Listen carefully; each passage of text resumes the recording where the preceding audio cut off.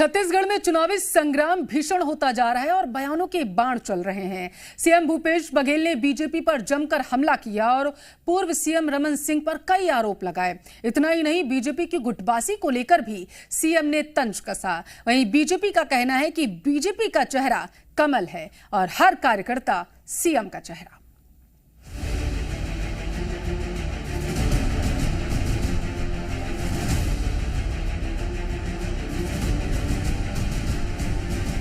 छत्तीसगढ़ में चुनावी वार की धार तेज होती जा रही है और बयानबाजी के तीर भी चल रहे हैं, लेकिन विधानसभा चुनाव में पुरानी फाइल भी खुलनी शुरू हो गई है। सीएम भूपेश बघेल ने अमन सिंह नाम का जिक्र कर सियासी पारा बढ़ा दिया है। सीएम बघेल ने कहा कि 15 साल रमन सिंह नहीं, अमन सिंह ने सरकार चलाई है। अमन सिंह अडानी से जुड़ गए हैं और हमारे विश्व गुरु अडानी को मना नहीं कर सकते।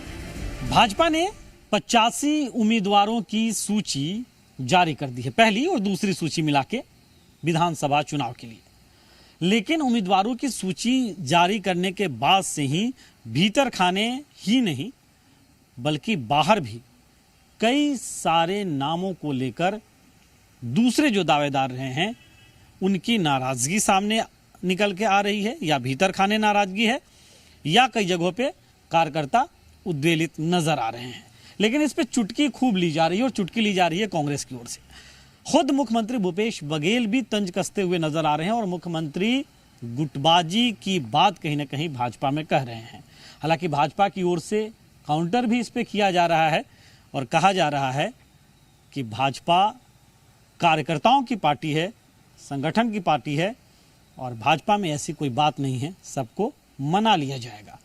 देखना ये होगा कि क्या वाकई मना लिया जाता है या कांग्रेस का तंज और बढ़ेगा। अमन सिंह पूर्व मुख्यमंत्री रमन सिंह के प्रमुख सचिव रहे हैं। इनको लेकर सियासत गर्म है। सियासी तपिश इतनी बढ़ गई कि सीएम बघेल ने बीजेपी के अंदर गुटबाजी का आरोप भी लगा दिया। रमन सिंह की इसलिए चली क्योंकि 15 साल अमन सिंह यहाँ सत्ता चलाया है। रमन सिंह तो नहीं, अमन सिंह चलाया और अमन सिंह जुड़ गया है अडानी से और अडानी को हमारे विश्व गुरु मना नहीं कर सकता। सीएम बघेल बीजेपी पर जमकर वार कर रहे हैं। चुनावी समर में भूपेश बघेल और ज्यादा मुखर हो गए और बीजेपी पर प्रहार की उनकी फहरिस्त काफी लंबी है। ये तो बहुत है, वो तो सब पूरे 5 साल हम लोगों ने देखा है।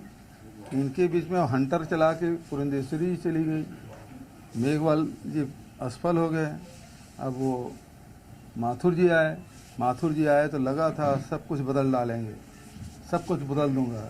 लेकिन वही लोग जो 15 साल छत्तीसगढ़ के जिन लोगों ने लूटा, माथुर साहब भी असफल हो गए। सब कुछ बदल डालूंगा नहीं चला, सब कुछ वही है और जिसको जनता 5 साल पहले नकार चुकी। देखिए, भारतीय जनता पार्टी का हर कार्यकर्ता चेहरा है, कमल चेहरा है।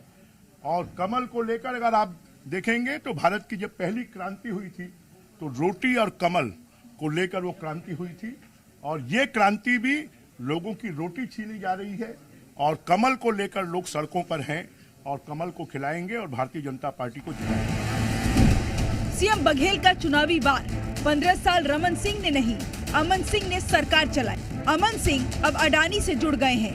हमारे विश्व गुरु अडानी को मना नहीं कर सकते।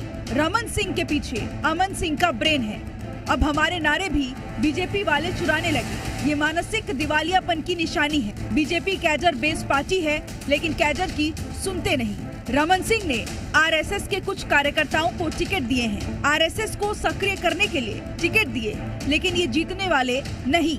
अमित जोगी को Z+ सिक्योरिटी दी गई है। अमित जोगी और रमन सिंह की दोस्ती सभी जानते हैं और भारतीय जनता पार्टी के संसाधन के पास तो कोई कमी नहीं है। तो रमन सिंह बड़ी चालाकी से आरएसएस के कार्यकर्ताओं को सक्रिय करने के लिए कुछ लोगों को उन्होंने टिकट दे दिया है जहां से वो जीतने उतने वाले नहीं है।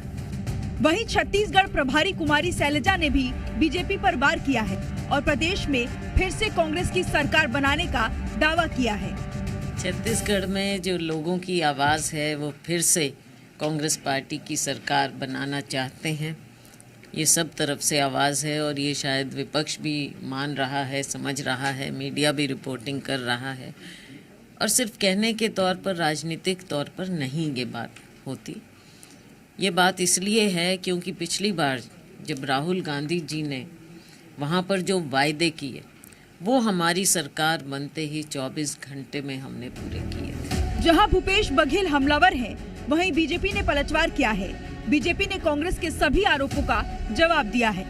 देखिए, जनता अब मुख्यमंत्री जी को भौरा, पिट्ठू और कैंडी क्रश खेलने के लिए ही घर में बैठाने वाली है, क्योंकि जनता ने समझ लिया है वो खाली भौरा, पिट्ठू और कैंडी क्रश खेलकर जनता को शोषण कर रहे हैं, अन्याय कर रहे हैं, अत्याचार कर रहे हैं। जैसे बोलते हैं ना कि रोम में आग लग रही थी और नीरो बंसी बजा रहा था, वैसे ही भूपेश बघेल जी का हाल हो गया। विधानसभा चुनाव को लेकर नेता पिच तैयार कर रहे हैं। किस मुद्दे पर बैटिंग करनी है और किस मुद्दे पर विपक्षी को घेरना है, अभी उसी को लेकर माहौल बनाया जा रहा है। ऐसे में आने वाले दिनों में इस तरह की बयानबाजी खूब देखने को मिलेगी। ब्यूरो रिपोर्ट, जी मीडिया।